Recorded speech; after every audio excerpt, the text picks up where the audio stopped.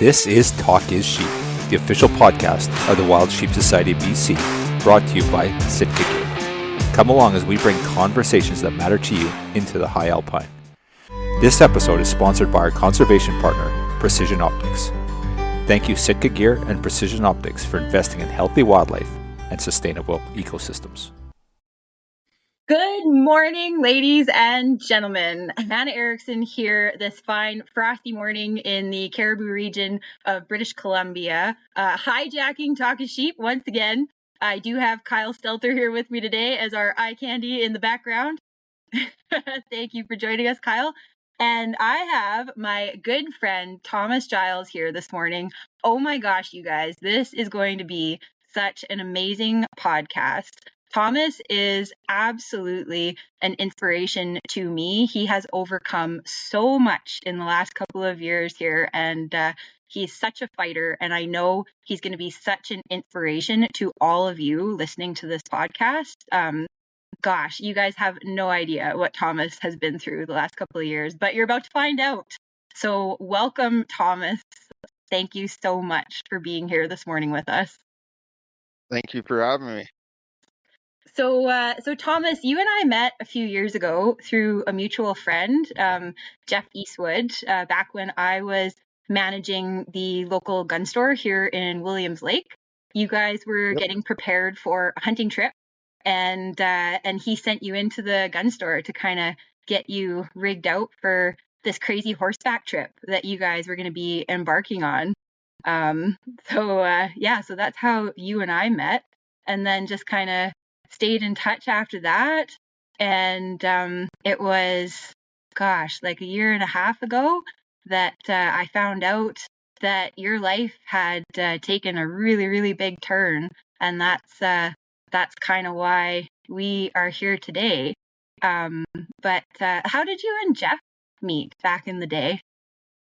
My old supervisor was a good friend with him, and one day at work he said, "Do you know how to stand up trusses on a barn?" I said, "Yeah, I was a farm kid, so I can do that."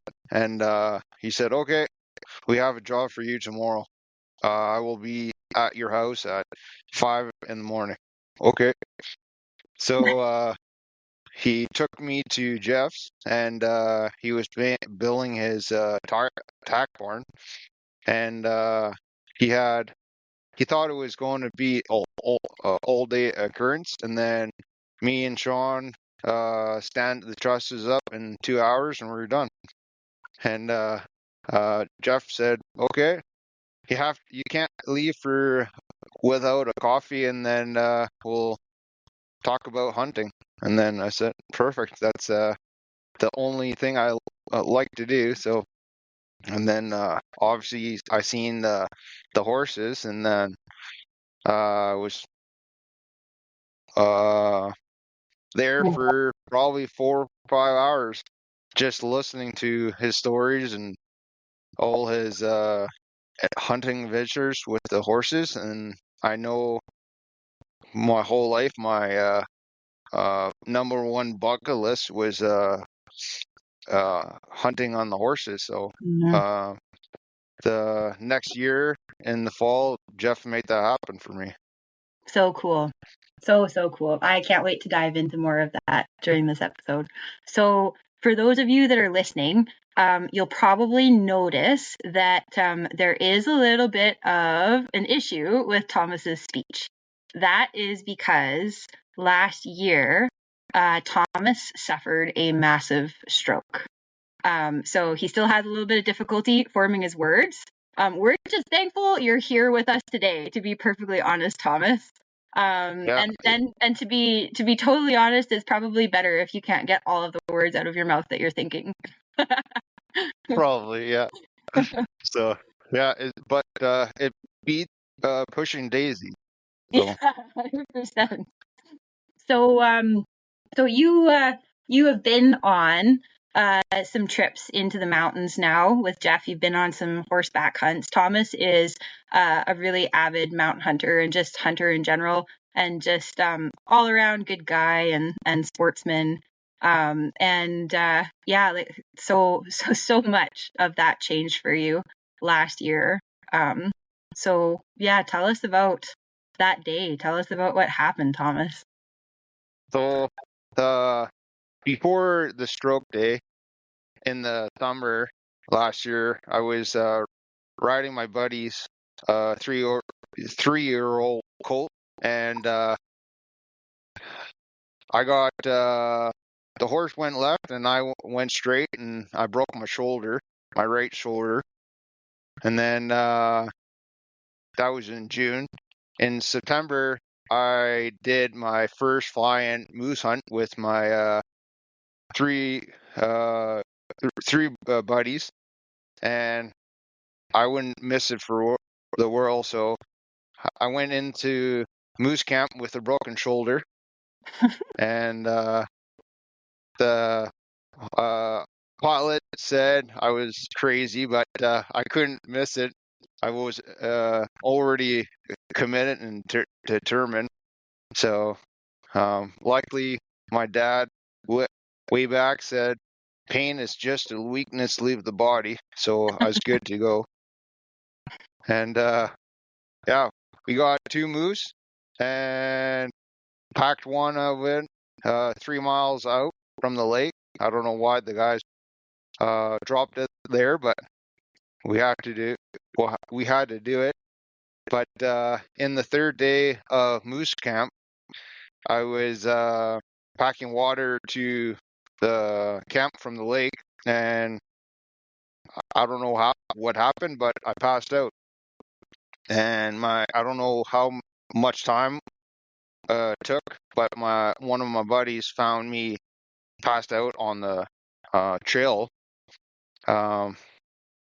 We determined I didn't hit my head or nothing. I guess I just slowly went down, and after that, I knew something was like really wrong, but I didn't want to tell anyone in camp, so I just said, I don't know, maybe I was just hungover, But I knew something was really, really wrong. Like something didn't feel right anymore, and I didn't have like my grit or nothing. Like I couldn't every 50 yards or 50 feet, I had to like bend all over and suck wind. Like I didn't have anything left, but I was hiding from the guys because we have waited our whole lifetime to have an opportunity to go on a fly-in. So I didn't want to mess it up for the guys, right? And Yeah, that would have so been so selfish of you. yeah, I couldn't do it. Like I didn't want to miss anything else. Like I wanted to do everything. So with the first moose was 3 miles from the edge of the lake, and we carried the moose one trip, the 4 of us, and every 50 yards, I knew I was almost passing out every time. It's like something's wrong. I can't push myself anymore. But I was like getting further and further behind the guys, and I knew one of the guys I'm always faster, and he felt like he was like a, a little bit athlete. It's like man, something's wrong. But we got it back to the camp, and then the next day, one of the other guys dropped a moose on the other side of the lake, and he couldn't paddle the boat, so I paddled the boat with the broken shoulder, and then we got the moose and back to camp, and it was good trip. And then when I came home, I called the doctor and made an appointment for the 11th of October. So Sorry. Oh, no, you keep going. I'll interject later. Uh, October 10th, I had the stroke. So And you were yeah, born with a heart murmur, is that right? yes, I was born with a aortic heart murmur, and That's a big word for a stroke victim. Good job. I know that's hard. And so my whole life till I was 18 or 19, every 3 to 6 months, I would go to Children's Hospital to get my heart checked and whatever else. And at that time, the doctor said, you almost grew out of it, so it will never be a problem for your rest of your life. So with that information, I didn't think about problems with the heart at all. But yeah, it was a problem. Did So you have any heart related issues throughout like your earlier adult years? Like did you ever have any episodes that kind of indicated that there was going to be a major later on down the road? I don't think so, but like looking back, yeah, I know the sign now, but my whole life I've had that heart and those problems. Then so I've never not had problem like I've never had a new heart, so I didn't know that was the signs. So everything was felt normal for to me every day. So like Totally. apparently uh chest pains is not a thing. You know, Not you supposed to hear happen. that, but yeah, you hear that, but I've never not have it. So it's like, okay, this is just normal, and I just suck it up because I've never not had those. Even when you were a little kid, you had chest pain? I think so. Like it was just normal. I've never not had it. So Yeah, it's like I didn't know, I didn't have anything to base it on. But so it's like, okay, like people get tweets and uh studs or tweets every day. So like, like you have a random sore, and it's like, okay, just totally. shrug it up and go. But yeah, it's like now with a uh new valve in my heart, like yes, that there was lots of signs, but I never knew. So like I could hear the words that people say, but I had never felt it. So, So yeah, I find this really interesting to hear kind of like what your lived experiences have been with your heart problems. So, my dad actually had an enlarged heart, and his heart is currently the largest heart that was ever taken out of a human being, and is actually on display in St. Paul's really, Hospital. Yeah, so he had a heart wow. transplant when I was like 12 years old. We had to move down to the Lower Mainland for a couple of years, like worst years of my life, to have to leave the Cariboo and live down the Lower Mainland. Like the hunting down there sucks. There's no hunting. Yeah, No, right? It's brutal. no, But all of you guys that live in the Lower Mainland, please stay there. Don't move up here. no. It's horrible here. That's right. Yeah, the hunting sucks up here. But Yeah. yeah, so he had a heart transplant, and for a while, like before his heart transplant, he had to live with a pacemaker, defibrillator, and like same sort of thing as what you're talking about. Like he experienced symptoms throughout the duration of his life, but same sort of ordeal. Like you just kind of chalk it up to like this is just how everybody must feel. And I think Yeah. at some point he came to the realization, much like yourself, that something was very wrong. And my brother also has heart arrhythmia. So, like when we're Oh, packing a deer out of the bush, like he'll have to stop because he can feel his heart like skipping beats, yeah, missing time. So, but yeah, yeah, again, same thing. Like you grow up that way, and a lot of things just start to feel normal. And as you get older and you educate yourself a little bit more, you're like, "Ooh, like maybe I actually have something going on here." And you really Yeah, did. You really had something go on. yeah. And I didn't listen at all. It's like, okay, you Stubborn just man. get, I was just thinking I was getting out of shape and old, or I don't know. It's like everybody has pains. Nobody wants to listen to mine. So, So for all of you guys that are listening, that can't see Thomas's face, Thomas, you are not old. So you were 34 years old when you had your stroke. yeah, just 34, and then a few months later I turned 35. But yeah, Crazy. yeah. Like in So the prime of your life, and this happens. apparently, you know, yeah.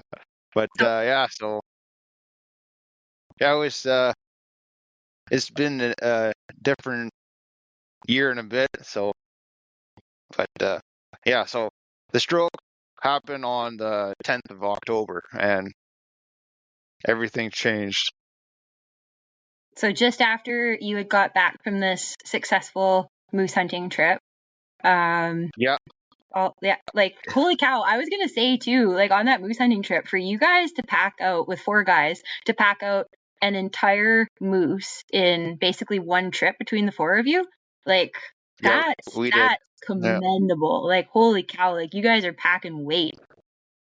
Oh yeah, like I thought I was packing my weight, like, but my buddies knew something was wrong, and they packed the bags, and they wouldn't let me see what they're packing. So So like you just packed I out know, backstraps.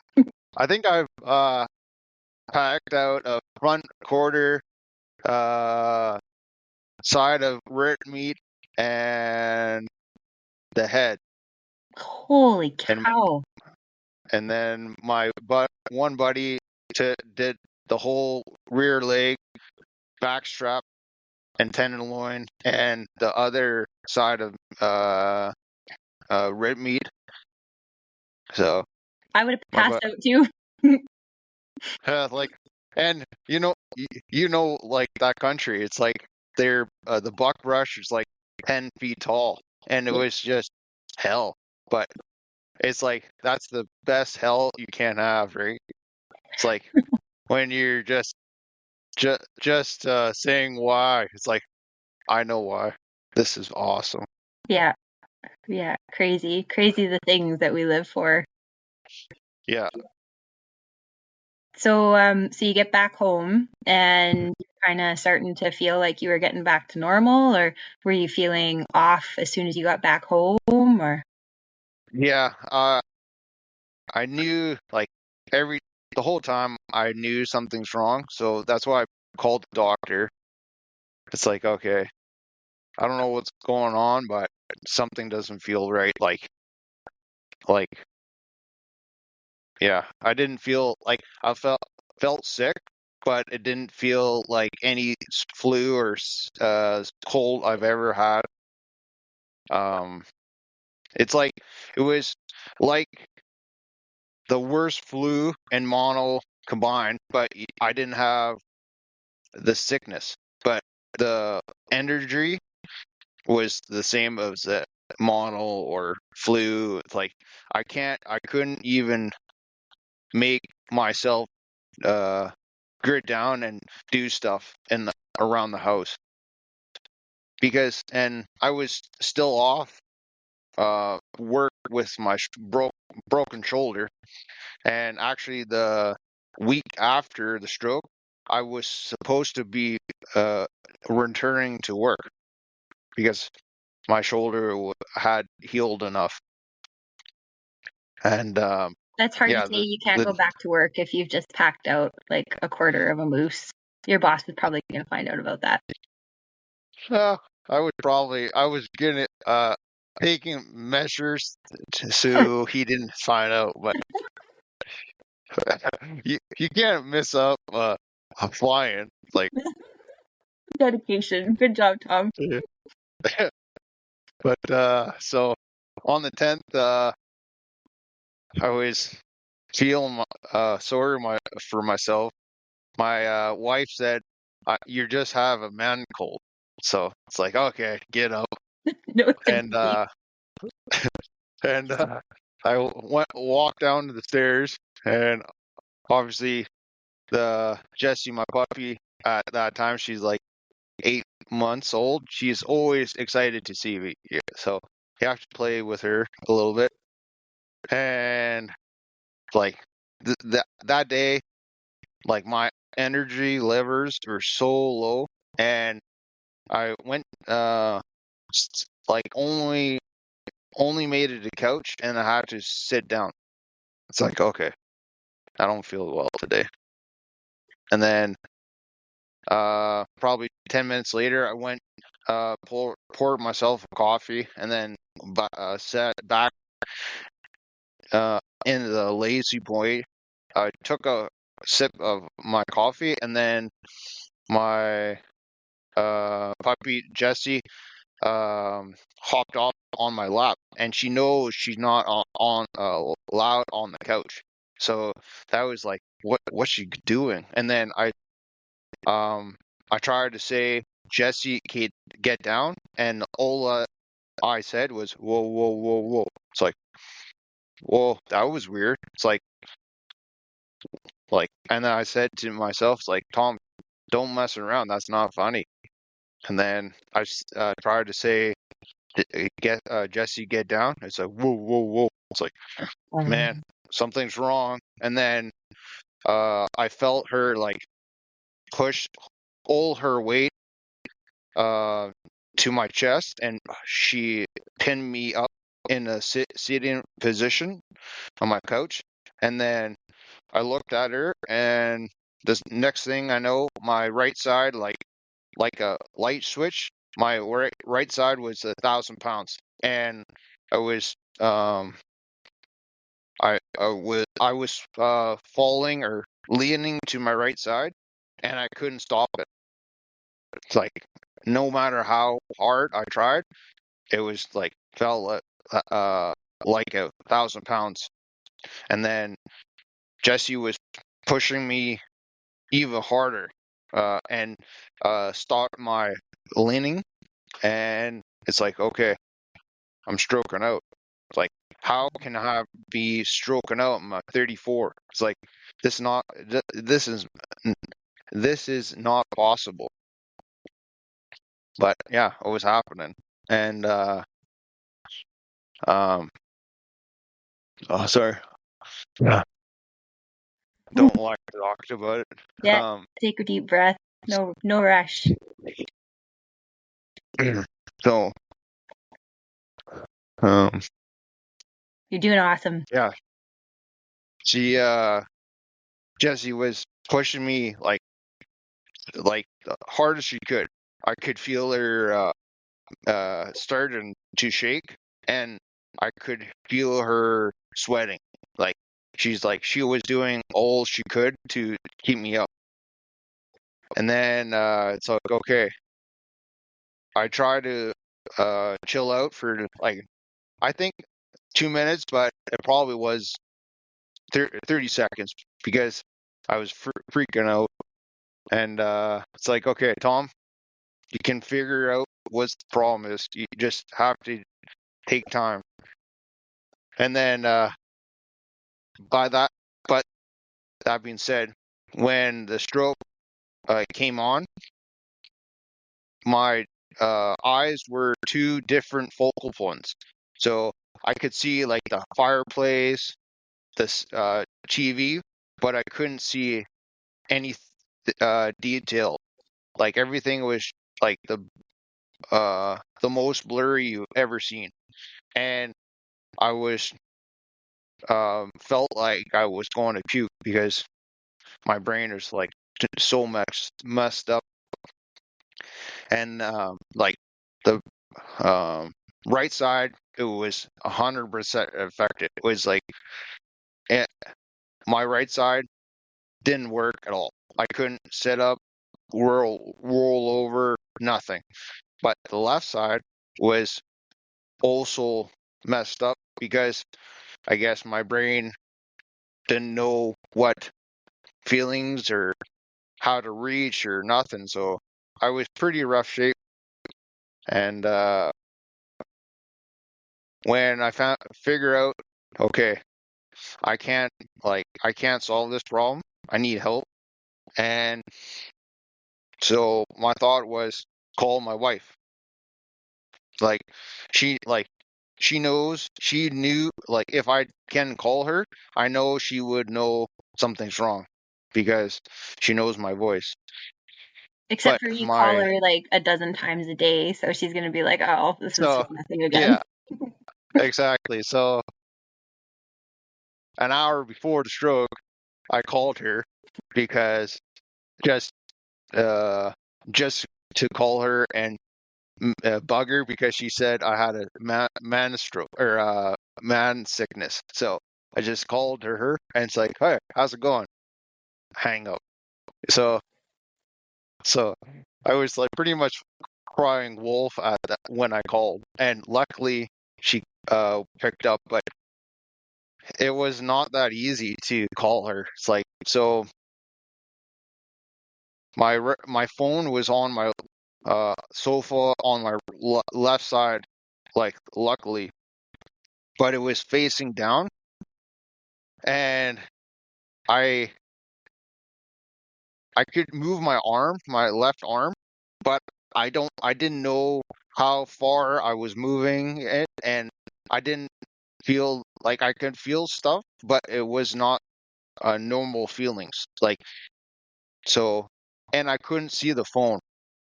Like I So, was looking, but I couldn't see it. I don't know why. so what did it feel like? You said it wasn't like normal feelings. What did it feel like? Do you recall? Like alien. Hmm. It's like I I could I knew I was moving my arm, but like it was just I think it was too disconnected from my brain. Yeah. So so I knew help is with a phone. So because I was by myself in the house, and finally found my phone, but I couldn't I don't know why, but I couldn't see it. Like I was looking at that, but my eyes were so messed up I couldn't see the phone. So I found my phone, and then you normally you just pick up and call and uh, talk, right? But I stopped myself because if I moved or lost the phone or knocked it off the couch, I knew I was done. Oh my gosh. So I started like pretty much I had to teach myself how to pick up the phone so I wouldn't drop it. So I got the phone and I picked it up probably 10 times and just put it back down. Like I would pick it up, put it back down. The same spot for 10 times till I was pretty sure I wouldn't drop it. And then, okay, have to turn the phone over because it's upside down. I upside down. So I try to like I pick it up. I would pick it up and go like this, and then put it back down on the couch, like probably 10 times, like till I felt like I was comfortable with the next step, right? So I did that. Now I've done it like 20 times probably. Wow. So okay, I'm pretty certain I won't drop the phone now. So I got it over, and I slowly got my hand out of the phone. Okay, it's like, man, I did it. It's like I was so proud of myself, and then I said to myself, "You haven't done nothing." It's like you're still in the same shape you had. We're you were in like 3 minutes ago, or whatever. So okay, but I have an iPhone and it has a password. So, but I couldn't see. So it's like, okay, how am I going to unlock the phone? So I tried twice, just muscle memory, because I still can't. I could see the light on the screen, but nothing. After that, I couldn't see. So after the second time, I failed my password. Oh. I know. I remember iPhones at the third time. They lock out for 30 seconds, a minute. I don't know, but they locked out, and then it's like, okay, if I mess this up, I'm not going to be here. So don't mess it up. Oh And gosh. and the whole time, it's like I knew I was going downhill really fast. Like everything I would do, it was almost like I felt like the hardest thing I've ever done, like mentally, physically, and so, and I don't know but at that time in my perversials vision, I could see something black, like way in the distance. Like I didn't know that what that is, but I didn't want to find out. So, and luckily, um, I unlocked my phone third time, And and Jesse's I was holding you like up this whole time. Like your dog hasn't the let whole you lap. She's pushing into yeah you, like just instinctually knowing, like, I got to keep dad upright. yeah, and then Dogs are amazing. I couldn't see, but I could feel she was sweating so much, and because she's pushing so hard, my shirt was getting wet, and I felt her starting to shake a lot, uh, quite a bit now because she's getting tired. Yeah. But she didn't quit, so I can't quit. Mm-hmm. And so I got my phone unlocked, and I was like the happiest kid in the world. It's like I did it. No, you didn't have to do anything. You still have the same problem. You're you're you're done. So luckily, I knew where the phone app was, and luckily, I called my wife an hour before, so her number was the first number on the phone. So I called her. I called her, and it gets really a little bit fuzzy. My wife would know what the words were said, but um, with my memory, uh, she answers, "What do you want? You just called me." And I knew I couldn't talk, so my when the phone was ringing, it's like, okay, how can I say or portray I need help, like I'm really bad shape. So I knew I talked like whoa whoa whoa. I knew that, so I just tried to sound as scared as I could in the Oh phone. my gosh. So I said, like, she says, "What do you want? You just called me an hour ago." It's like, whoa, whoa, whoa, whoa. And she's like, are I think she said, "Are you okay?" Or what's happening? Or I don't know. It's a little bit fuzzy, but I remember saying like doing the same thing, like even more.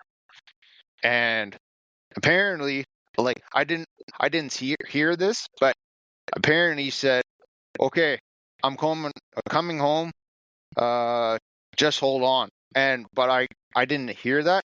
I just heard the click of the phone with a lost call or hang up, and I knew I I didn't have the strength to do this again.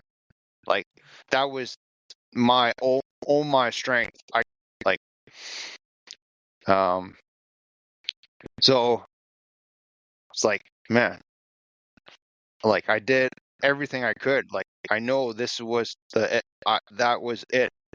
Like I don't have the strength, and that black um things or like black vision was getting closer and closer and closer, and it was like I almost could touch it. I felt, and I don't know what that it was. Like I passed out before, and I've never seen that.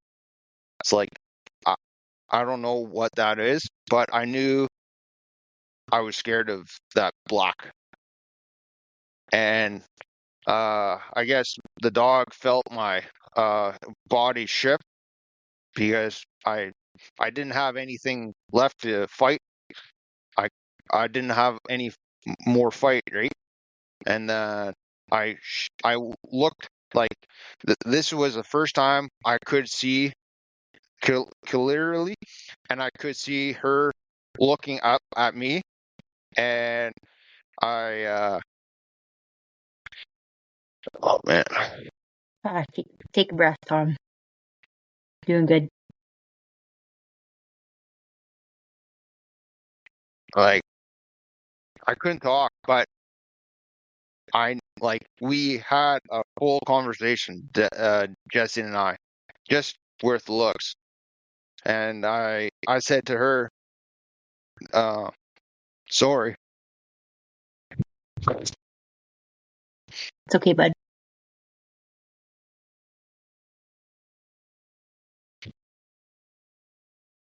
You're doing good. Doing really good.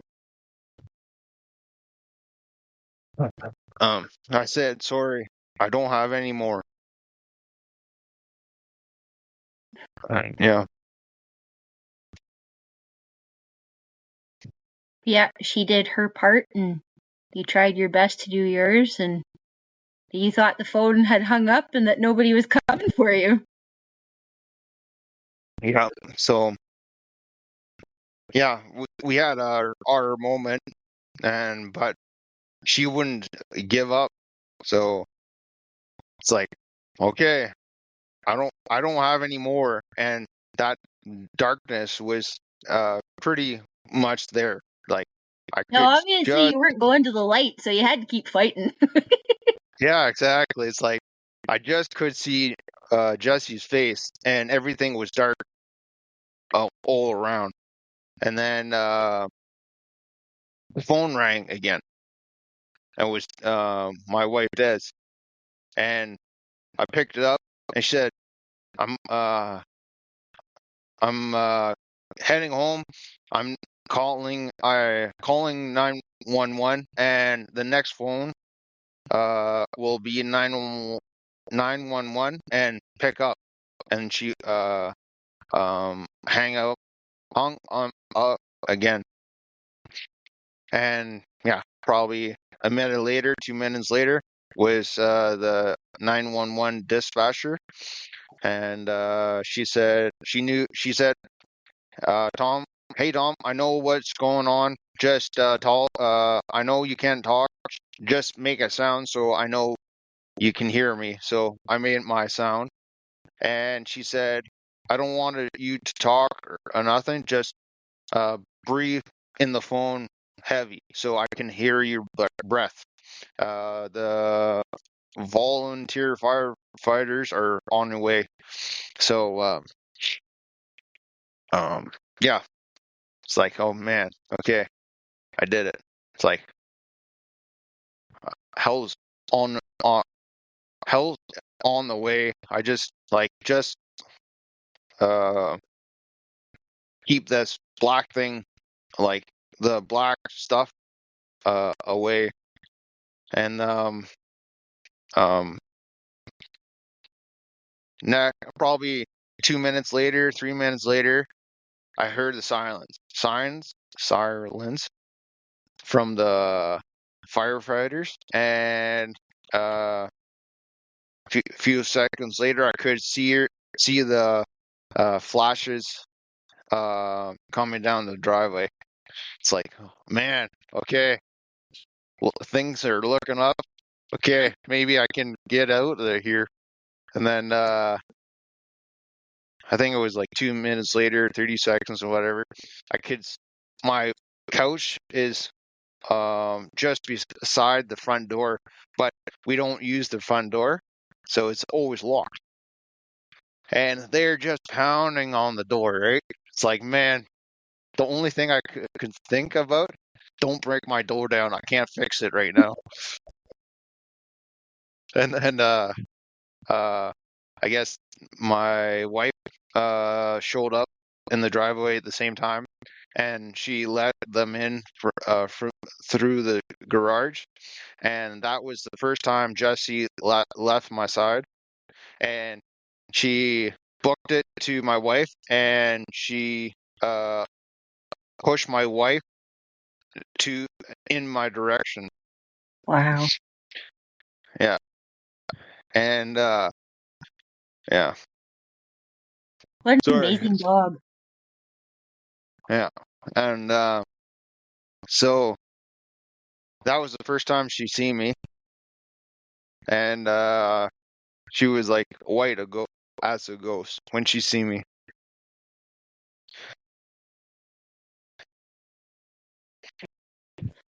You're doing so good, Tom. You're doing so good. It's hard to talk about it. Well, yeah. Sorry to make you relive this for our No, own it's all enjoyment. This is good. so terrible.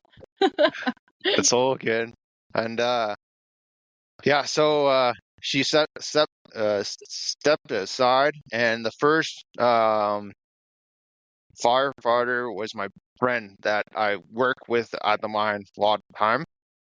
And like he's been a firefighter for a long time, and he's uh emergency rescue at the mine, so he's seen a few things. And yeah, when he seen me, he was as white as a ghost as well. It's like, man, I'm pretty rough shape. Like, nah, he's just like, he was just frozen. It's like, oh no. And then the only thing I could do, I winked at it with my left eye to say, I'm trying to say, man, I'm here. I'm good to go. Just get me out of here. And I winked at him, and all his color came back, and he went to work. Wow.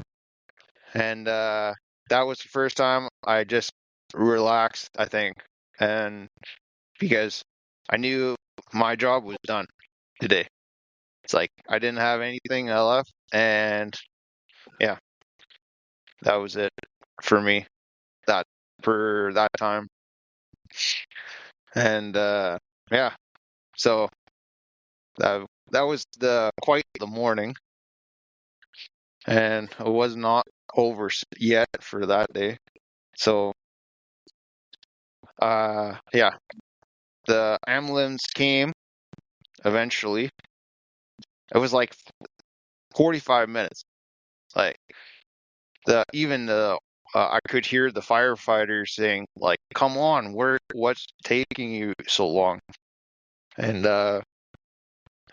so they got me, or they came to the house. They loaded me up in the gurney, and then we flew to hospital town. And yeah, I knew I was pretty rough shape because like there were like all the nurses on ER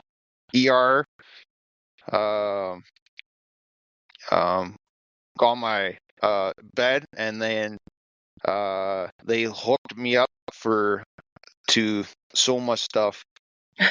And 5 minutes later, I think, or something, they took me to my MRI.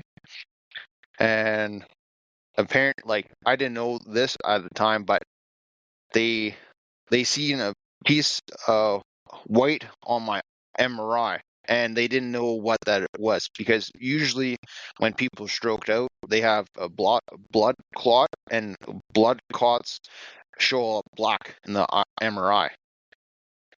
So mine was different. So I guess they called the brain doctors in Kelowna and showed my MRI, and that doctor said he has a piece of calcium and he has to be in my hospital under 2 hours. So I got, but sorry, before that they gave me the clock buster, but it didn't work because it's not clot, it was calcium. So I was going downhill even faster after that. Ooh. And at that time was my wife and my really good friend and his wife were in the hospital as well, because they knew what was happening. So, and they were there for Des. And yeah, so corner doctor says get me here as fast as possible. So they packaged me up, and I was off to the airport in town via ambulance again. And I got a ride in the emergent or ER plane. That plane is the fastest thing I've ever seen. We did Wims Lake to Kelowna, 25 minutes. Is it a Learjet or something? Kyle would probably know about this with all of Kyle's aviation experience. I don't know, but that thing moves. Like, I like speed, and that was awesome. Like, I've never seen clouds that fast. And so there was 2 pilots, 2 doctors, and 4 nurses in that plane, and Wow. just me. That's like a lot of eyes on me for 25 minutes.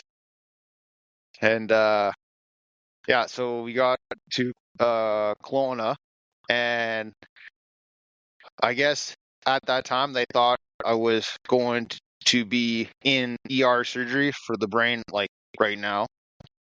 But I had lots of tests in like 20-30 minutes, like heart, brain, everything. And they found out that my heart, the aortic valve was the cause of the calcium, and it broke off and went to the brain, and that's why I stroked out. So at that time, they found out that piece of calcium, it was too far in the brain, and they asked me if I wanted surgery, but they said there's only 5 to 10% of living. Wow. So I said no. That's based my luck today. I'm not taking that risk. And so they found out at that time my aortic valve was so restricted. They said usually when they see a valve that has 4 liters of blood restricted, that's ER surgery right now. Mine was 5.7 liters restricted. But the heart doctors wanted to do surgery right now, but the brain specialist said he can't. I won't survive the how do you say it? The word, the sleepy juice. Yeah, the anesthesia. Yes, yeah. So my brain won't survive that. So we had to. everything was on standstill till my brain recovered enough. So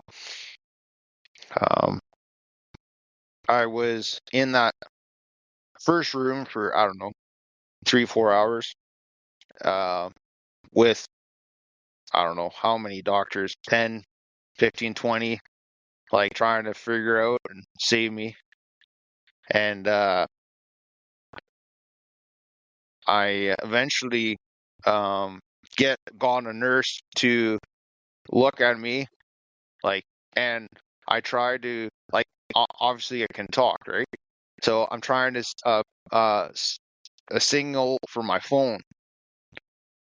Eventually she got the phone, and she, like, my brain was so messed up I couldn't think about what I was trying to do. So she asked, like, she's just tried to ask like 20 questions, right? 21 questions, right? It's like, what do you do? One, do you want to call someone? No. Do you want to text someone? Yes. Do you want to text your wife? Yes. And I just want to say I love you to my wife, so she knew I was okay, because I was more worried about her than me, because yeah, like, You're a good man, Tom. I don't know. And she told you had a bloody man cold that morning. Holy I cow. know. Never gonna let her live that down. I don't know. And yeah, so eventually everything settled down, and they told me I was in here for the long haul, pretty much. That was not the words they said, but that's the words my brain understand. And they transferred me to the ICU for the night, and I had the most amazing nurse. She was like a true mom. Oh. Yeah, like she um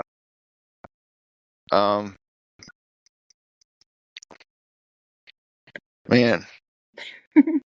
Just really took care of you. Yeah. Yeah. That's awesome. Yeah. That's what you needed right then and there.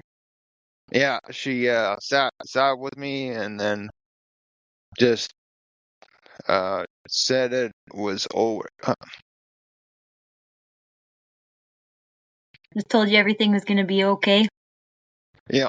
Yeah. It would have She been right. nice to have that reassurance at that moment. Yeah. And then she brushed my teeth and Holy cow. washed my face, and because I couldn't do that. Like, I couldn't even sit up. I couldn't roll over, nothing. I was just like just a vegetable. And yeah, she sat with me the whole night. Wow. Yeah. That's amazing. Yeah, she was awesome. Yeah, and then I didn't sleep that much that night. I was too scared that black thing I seen was going to come back. So I didn't sleep the whole night. So, Well, you had this nurse chirping in your ear all night long. How's a guy supposed to get any sleep? oh yeah. So yeah, and then she put Friends on my phone, and we watched Friends together, because I guess the soldier nurse was calling my wife, like, what do you like? She asked Des, what you guys usually watch before bed or whatever, and then my wife and I usually watch Friends, you know.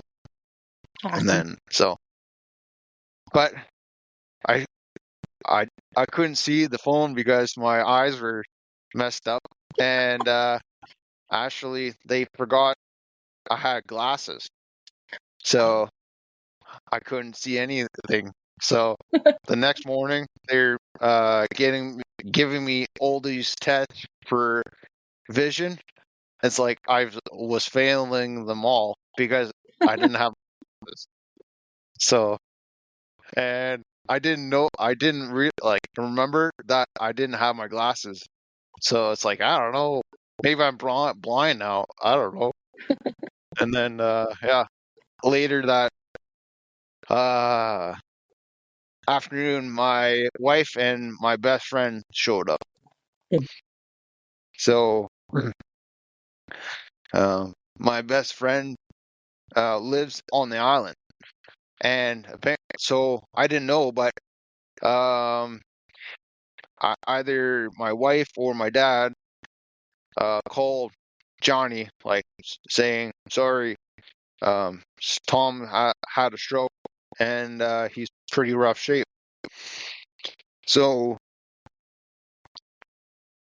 I guess he called Des, and he was already in the ferry lineup, uh, going to get Des. So I guess he showed up like midnight or 1 or 2 in the morning, and he drove Des to Kelowna, to the hospital, and he stayed with me and Des for like 2 weeks. Wow. Yeah. You got some amazing friends, Tom. Yeah, I have lots of support. Really lucky. So how long were you in the hospital for then? Like, how long was your road to recovery? Obviously, you're still working on it. But Yeah, how long were you there for? yeah. So, I think it was 55 days. Whew. So yeah, so I got yeah. So I was in ICU for 3 days, and then I was well enough to go to the stroke ward, and I was in the stroke ward for probably 5 or 7 days, and I still couldn't talk, walk, sit up, nothing. But the nurse and the doctor said, if you can sit up and transfer over to your wheelchair, we may be able to transfer you to rehab, and that's the last ward in your recovery. It's like, okay, I want to get out of here, right? So, and so that doctor said that morning. The next morning, I uh, got myself to sit up, and then that afternoon, I got myself to transferred into my chair, even with the doctors and nurses and everyone saying, "Don't do it." So it's like, no, you don't know, you don't know. So I can do it. So I did that, and then, but that was like, I took like that took me everything out of me. So the next day I pretty much slept. So, and recovered for that amount of effort. And the next day, the physiotherapist asked me if I wanted to try to stand up. It's like, yeah, I'm done laying in this bed. Yep, getting bed And sores. and but that being said, at that time, I couldn't even like care for myself in the washroom. It's like I was like pretty rough shape, but it's like, no, I want to stand. And so uh, I after probably half an hour, 45 minutes trying. I stand by myself. Like Wow. I couldn't. I needed help to get off the bed, but I could stand with support. It's like, man, okay, that's awesome. Okay, I can see I'm doing something. Yeah. And then she had a walker in the corner, and I just point to the walker because I still can't talk at this time. And she said, "Yeah, that's tomorrow, I guess." And I said, "No, it's today." And she's like, "Okay, like we're just like we're not moving. Like you're just standing and holding." It's like, "Okay." And then my brain's like, "Watch this." And then and we're standing, and then the physio is talking to my wife, my folks, my buddies, like just answering questions that she can.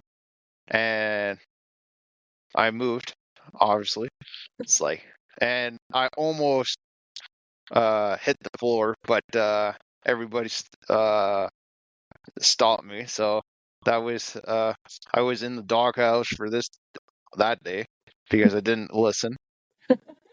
And the next day, the physio came first thing in the morning, I think, and she brought the rocker back, and I eventually made it through the whole ward next day. But every 2 steps or 1 step, I had to sit down. So it was, but I did it. It's like, but the physio had to help my leg along, so it was dragging behind me pretty much. way. So, but like at that time, my hand was like this, Mhm. and like I still couldn't walk really, and or get up, talk. So, but that was a few days of trying to push myself every time, and more and more and more, and eventually, uh, I got to the rehab unit, and I was in the rehab unit for I think 6 or 7 weeks. Holy cow. And when I got to the rehab unit, I couldn't walk by myself. So I was with a wheelchair, and I couldn't talk, and yeah, so that Your was wife's like, make him walk again, but don't bring back the power of speech, please. exactly. So, and yeah, a week after I got there, the speech therapist worked her magic, and then I started for the first time counting to 10. So And this is how many weeks after your stroke did you finally start trying to count to 10? probably a week and a half, 2 weeks, Oh, maybe 2.5 weeks. wow.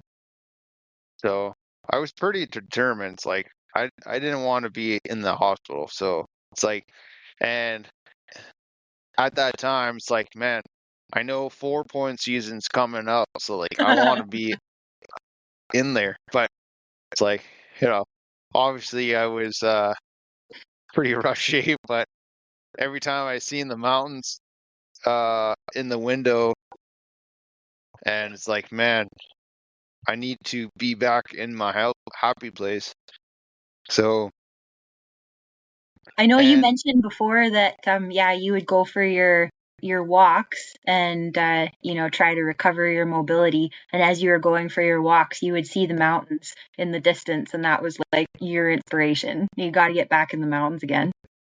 yeah, every time I could see the mountains, I could get my brain to be at peace That's for beautiful. a second or two, like in the craziness of the hospital. And yeah, so eventually, with lots of work, I found figure out to teach myself how to walk again, and then I taught myself how to move my arm, and with the broken shoulder on the same side, it was not the easiest. So, and yeah, it was a full-time job with recovery in the hospital for talking, walking, treadmills, trying to do push-ups, anything I could.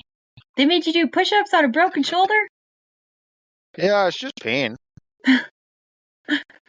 You'd been through worse at that point. Yeah, pain is just temporary, you know?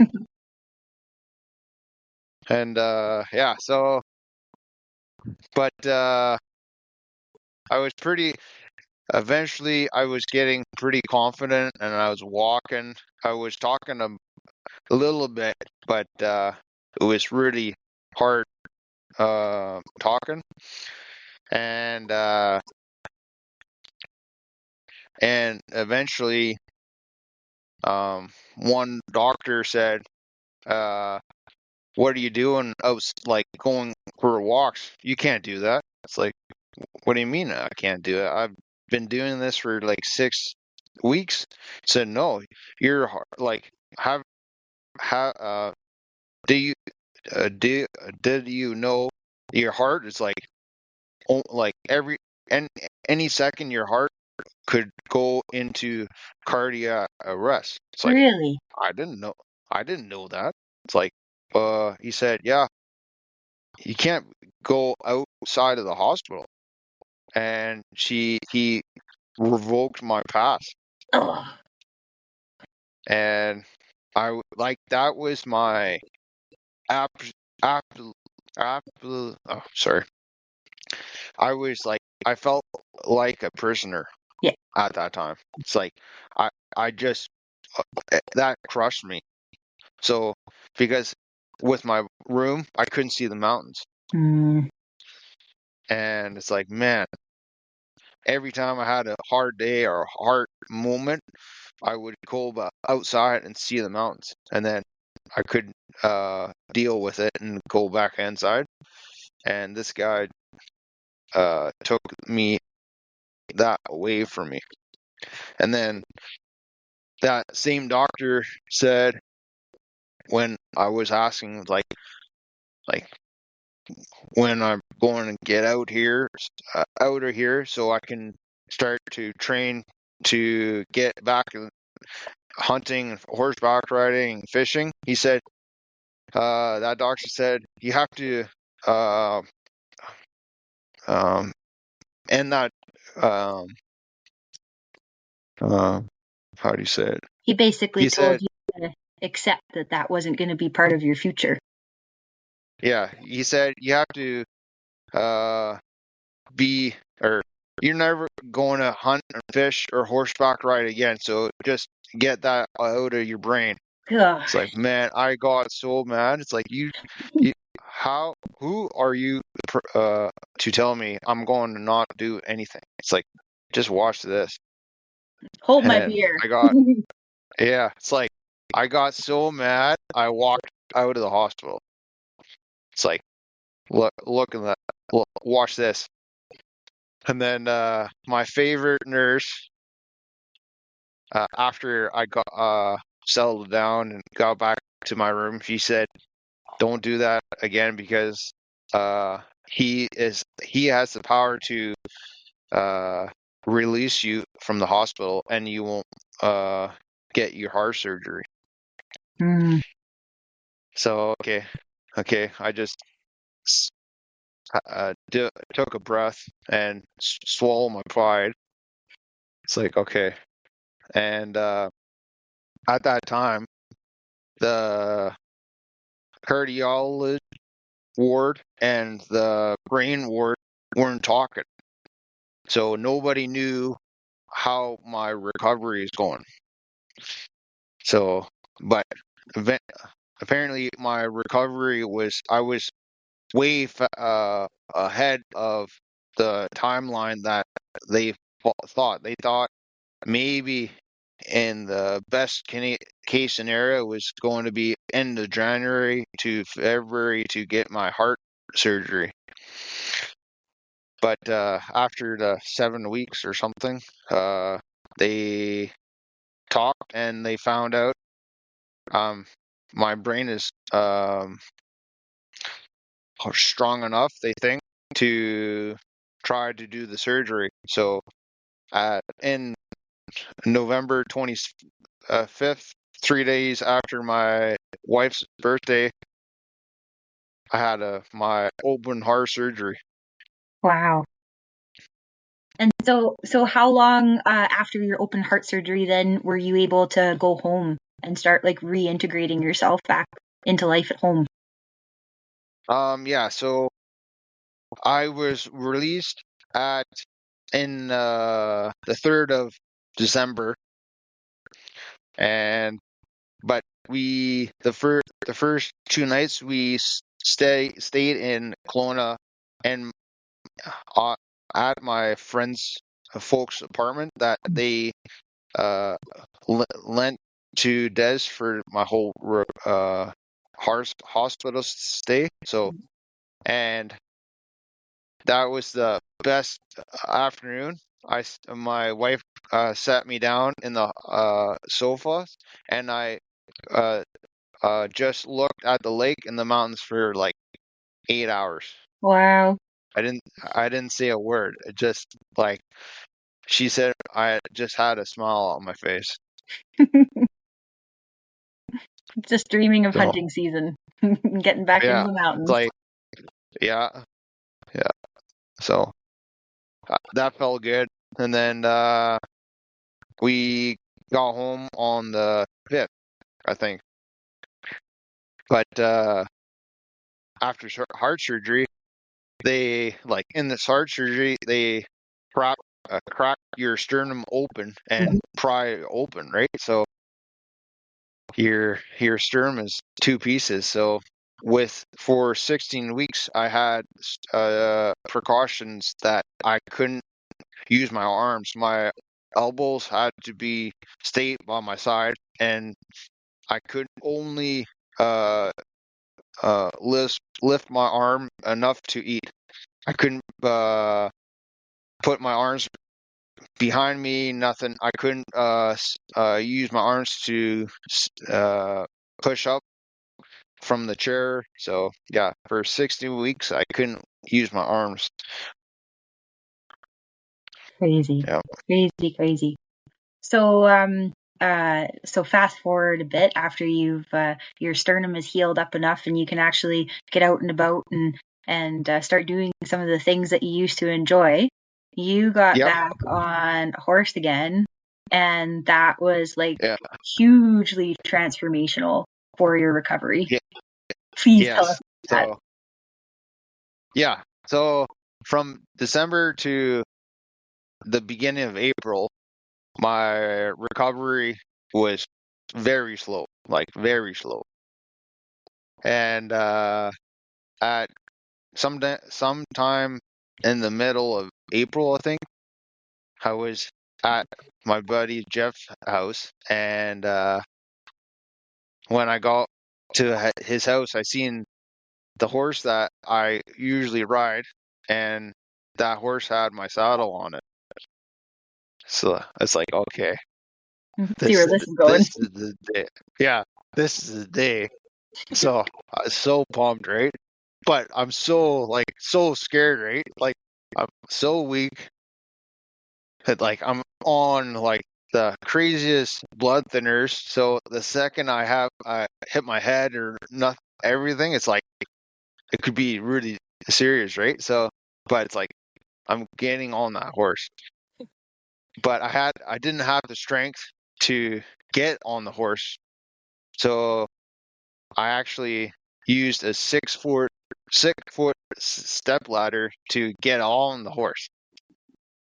And then it's like, man, I was so emotional when I got on the horse. It's like, man, like I'm like I'm proving that doctor wrong. Like he doesn't know me.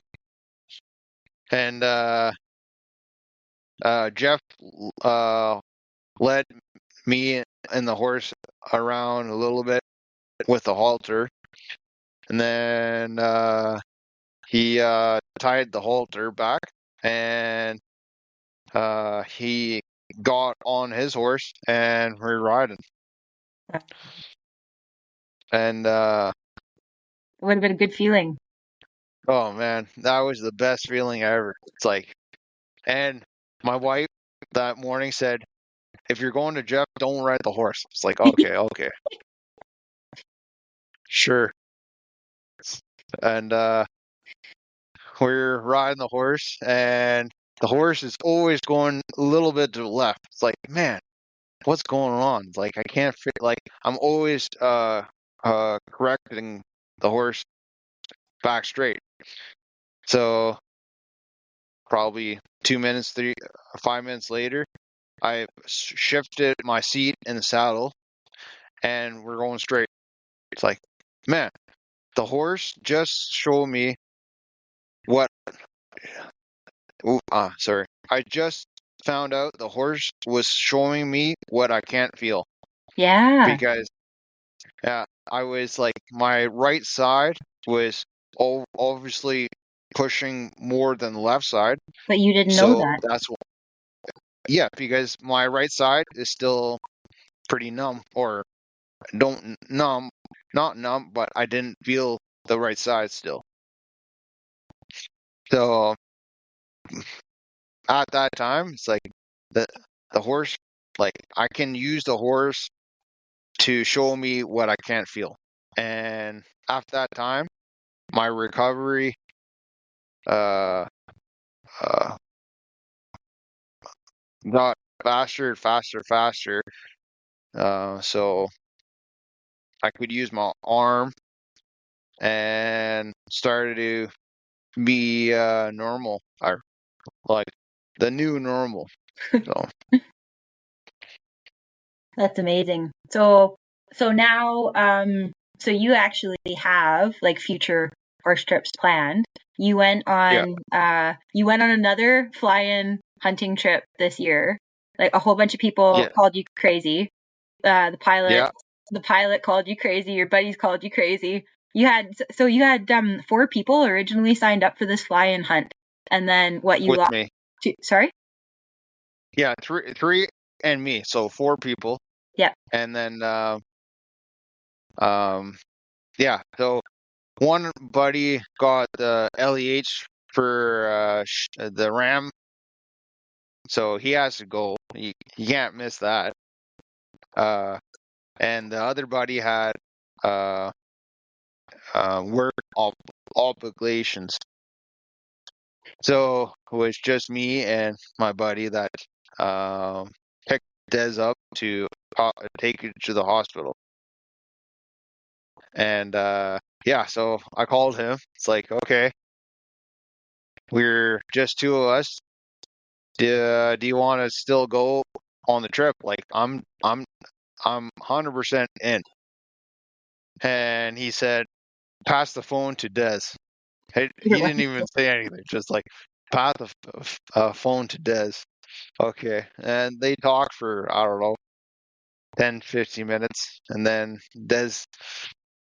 I passed the phone back to me. And Johnny says, yep, we're going. I wouldn't miss it for the world. So, man, it's like, the fly-in is on. And so we so we got to flight base, and I didn't know, but Johnny told the guys, don't let Tom pack all the stuff, because what my state. So, and I at that time, like I'm still pretty weak, and and so we got into the plane, and we had the same bush pilot that the year before, and he said, "Man, how's your shoulder?" I said, "Yeah, it's pretty good, but I had a year." And then Johnny told the story to the pilot, and all the flight pace was saying we're crazy going that far in, just the two of us, and with one guy that's pretty messed up, right? And but the Bush pilot said, "Man, this is awesome." Yeah, use a few different words, but A little more he's a profanity. Kiwi. Yeah, he's a Kiwi, so he was so pumped, and we I got the opportunity to watch and see my best friend shoot his first moose. Wow. So cool. Yeah, that was like so cool. It was just under 300 yards from camp across the lake, and yeah, we seen the bull. We're calling for like 7 days, like every like all day for 7 days, and then that a big bull uh came in the scene, and he's calling back, and then Awesome. Johnny said, "You ready?" It's like, I'm on the binos. Yep. First shot, boom. You can hear this he hit. It's like, you got it. Love that sound. Reload. Boom. Okay, you got it. Nothing. And like, just put a third one. Don't let him go anywhere. The third one, got it. Yep. Down. Just anchored him. Moose down. Yeah. And yeah, it was awesome. And yeah, it was so like, okay. And when we bouldered to across the lake, we got like our hands on it. It's like, man, that's that's two. That's the second thing I was told I wasn't never going to do. Yes. Actually, third, because in May, Johnny and two other people, our buddies, took me ocean fishing. So you got to do that this year too. yeah, so I did the all three things that that doctor said I would never do. I mean, flip that Dr. the Bird. Yeah, it's like, you don't know me. Don't tell me I can't do anything. It's like, even if I didn't want to do it, I would do it because you said I couldn't do it. Oh, that's amazing. And then you guys had a grizzly come into camp. He was like, how many yards away from you? 19. Woo-wee! Yeah. 19 just before dark. Like, just before dark. Like, yeah. He was using the tree color cover for camouflage, and I just could make it up. Yeah. Yeah. But actually, like, realistically, that's the biggest grizzly I've ever seen. Like, I've seen grizzly before, lots of times, but I've never had to look up at a grizzly in his eyes when he's on all four. Oh, you figure you were looking up at him like he was that tall. Yes. Yeah, there's like no grizzly in the province now. There's no doubt about that. Yeah, like, but luckily, I think he's never seen a human, because I yelled at Johnny, and he was changing his socks and boots in the tent. Mm-hmm. And it's like, John, I yelled to Johnny, like, Grizz in camp, and he came out of the tent like a bat out of hell. And we reached for our rifles, and he's gone. It's like, shit. It's like, where'd he go? And we had a moose hanging in camp too, so it's like, But he never came back. okay, no, luckily. So, But oh, yeah. sorry, go ahead. No, I just wanted to say back to the horse riding. Mm-hmm. I go to physio like 3 times a week still, and she asked me after the horse riding. She's like, "What are you doing different?" Like, Yeah. I don't know, what are you talking about? And a week after that, she asked me a second time, like, "You're doing something different because my recovery is getting faster." I said, "I don't know. Like, the only thing is I've been riding the horses." And she's been, since that time, she's so interested in the horses. She's started riding as well, and I've noticed myself. She looks at everything and people and animals way different now since she's been riding the horses. So Yeah. You've been inspirational to her also. And I think you said that you've convinced her now that she needs to get her PAL in her core. yeah, she just did her PAL on this past Sunday. That's So, awesome. We'll keep she's, working on it. Keep converting people, one person at a I time. know, exactly. So, but it's been pretty cool to watch her in my journey Yes. and her journey now. So, so you have aspirations now to potentially go on a horseback hunt in 2026 and possibly Yeah. incorporate some sheep hunting with that. So that's like your new goal. That's your new focus for 2026 is a sheep hunt. Yeah, exactly. Jeff and I look at the calendar next year for the first time. So we have right now, seems like we have 4 pack trips planned, and I have still moose flying booked as well. So awesome, Tom. That's so awesome. I'm so proud of you. You're so tough. You're so stubborn. You've come so far in such a short amount of time. And like, I'm not kidding. Like, you're really inspirational. Like, your story is incredibly inspirational. Just the mental fortitude that you have. Amazing. Yeah, like I always said, I'm like, I'm not, I don't like, how to say it. I'm so glad it had to happen to me, so the people I love and didn't have to go through this.